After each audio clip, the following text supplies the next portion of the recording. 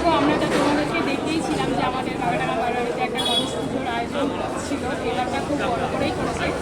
এবার সেকেন্ডবার, গত বছর প্রথমবার ছিল তো ছোটো ঠাকুর করেছিল, এবার অনেক বড় করেছে, আমরাও ভীষণ আনন্দ মজা এনজয় করেছি।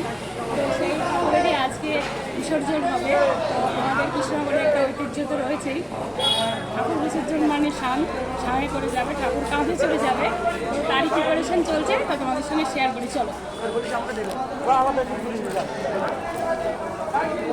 তো এই যে এখন সাং বাঁধা হবে, আর তার জন্য যে দাদারা নিয়ে যাবে কাঁধে করে তারাও সব মোটামুটি রেডি হয়েছে। এই যে আমাদের গণপতি বাপ্পা, বলেছি যে সকলের গণপতি হলেও আমাদের বাগপতি, কারণ আমাদের বাগাডাঙ্গা, তাই।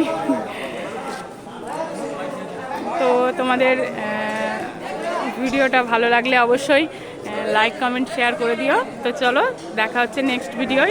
টাটা।